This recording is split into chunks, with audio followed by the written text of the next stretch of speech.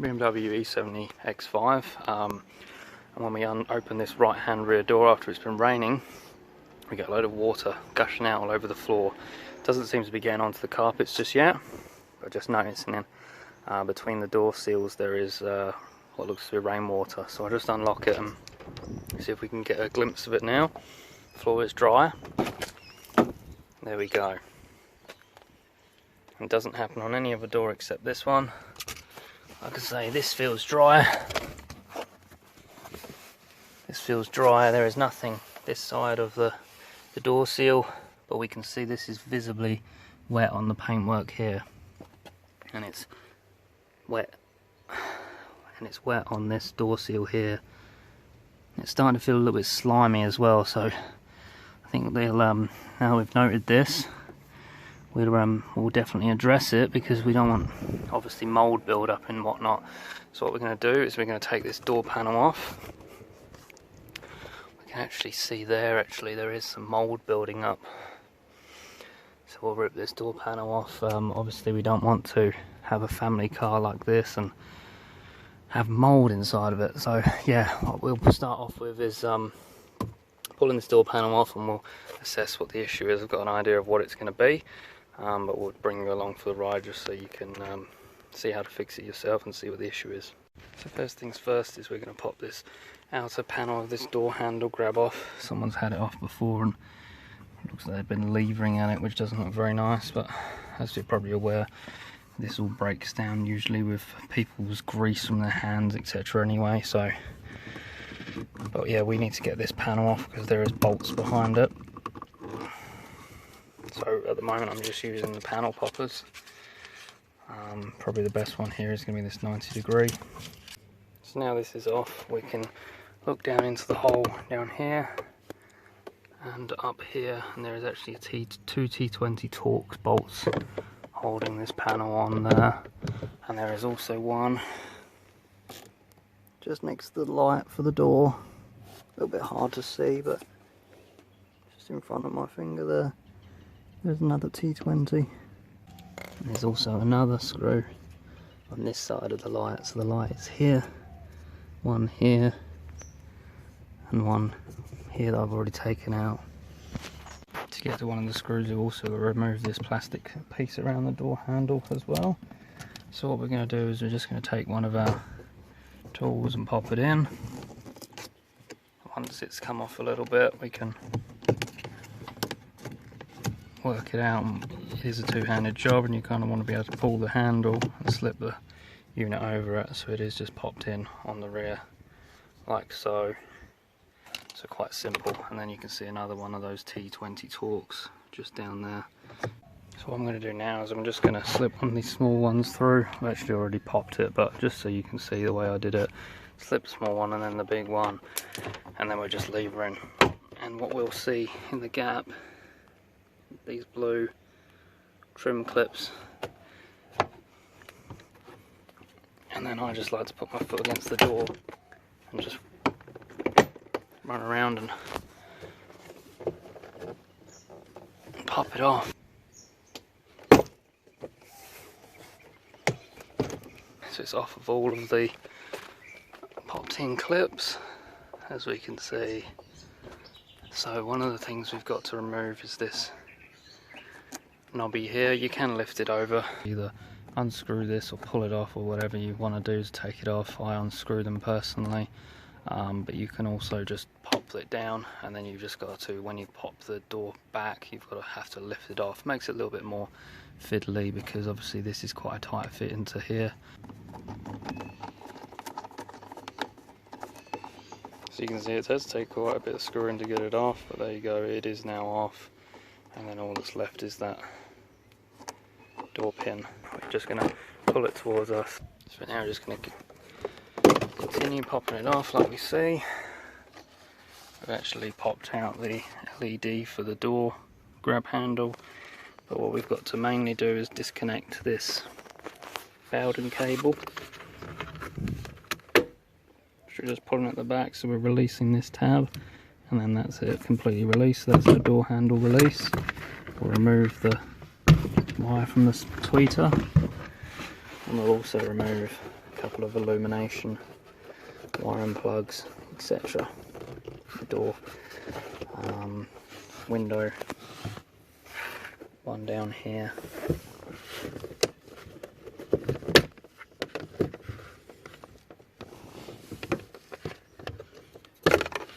Of course, we mustn't forget the door illumination for when we open the door also, and that's just taped on to keep it from rattling. We'll just lift that tape up so allow it to come by, and that's the door panel removed. So what I'm suspecting to be the issue with this door leak is that we've got some form of water bypassing this, and if we look here, this isn't attached. It's not actually attached here either. So any sort of either blockages in the drains or just heavy rainflow, and it's going to work its way. This is a membrane. This is meant to prevent water coming into the cabin or past into those seals area. Like we were seeing, the water is getting into here. So this is going to be an easy path. This is going to be a very easy path. So yeah, I'd say someone's either had this off over the years to do a window regulator, or maybe it's just heat that's softened the glue, but we'll basically have to seal this up. It's a good thing this isn't torn though, that's the usual thing we see. This is factory, well, looks to be factory at least, where this tear is. This is for the wiring harness to go through, but this is also popped away. So what we'll do is we'll just make sure it's all secure, and anywhere that it's not stuck on properly, we'll just use duct tape to stick it to the door to provide a form of membrane.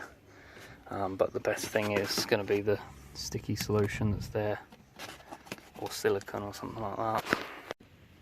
So what I've decided to do is I use silicone to fill in the spaces that had lost their adhesive contact with the door. Either someone's poured it off or it's just come away with heat. So it's been re-siliconed onto the door panel, and then I've strengthened it anywhere that was loose, and the lower half of the door I've just used duct tape, like I said I would. You know, it does look a little bit rubbish with the door panel off, but the main thing here is to seal the door. We just don't want any water. We want it to come down and out through the drains, like what we've got. This drain here, just get focus on it, this drain here, that's where we want the water to be coming out, not through and into our you know, between the seals here, because once it gets onto here, there's only going to be a certain amount of build up and it will start coming across the door seal, and we've already got a bit of mould build up as well, so that's the main concern here. Not too worried about how it looks behind the panel, because no one's going to see it. If any of this, you know, is sticking out past the panel, I'll either trim it off or just tuck it back in or whatever, but the main thing is to strengthen where the silicone has been added, as it's not that same stuff that's used from factory, which I believe in America is called Dum Dum. I think in Australia it's called Dab Off or something like that, but these may be just name brands of the same thing. So it is like almost like a thick silicone that never dries. Normally you can get away with pulling it away and re-sticking it in some circumstances, but if the foam of this has left the foam inside the dab off stuff, then you won't re-stick it back together, because the dab off is full of the foam basically, so it's almost torn the foam away with the dab off. So yeah, we've just then used silicone to kind of stick it back together, and then the duct tape is just to strengthen it and give it a final seal basically. Now from factory, Volkswagen Audis are sealed across the top here, or you know, they use a strip of duct tape across the top on the B6 and B7 A4s. So this isn't, you know, a non-factory way of doing it. Also, it's just a different way. Now this isn't factory on an X5, but end of the day, this is the way I'm going to reseal it. Up to you how you go about it, but this is the way that it does leak. And yeah, I'm going to whack the door panel on, and we'll recheck it on a rainy day and just see that there's no water there. And obviously you're now going to have to clean all this mould off. One thing I will say when you're reattaching the door panel and you put this cable on, just make sure that you pull the handle, and you can see the mechanism is operating before you put all this panel back on, because if you don't have it working and you put that panel back on, you're going to have to put it all apart again. So we've got the door panel just popped back on, and there's no sign of the tape sticking out anywhere, so no one's going to know. It doesn't look terrible to your passengers. Like I say, just check that the door handle, you can audibly hear it actually operating the release latch.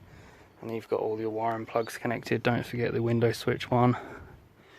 And then that's it, just reassemble as per the way we took it apart. So that should be a good fix, and we should no longer be seeing puddles like this when we open the door after a rain shower. Just to let you know, the water can bypass this seal here, amongst other areas it can get in, and it will then drain out the bottom of the door itself, and it shouldn't be collecting or coming past out of this joint here. And that's where we are getting our water ingress from, or where we were getting our water ingress from. Hopefully not anymore. So yeah, don't forget to like, share and subscribe. Always going to be doing E70 videos, always going to be fixing these things. Yeah, so if you've got an E70, like I say, hit that subscribe button, click the bell. Do lots of other Euro cars as well.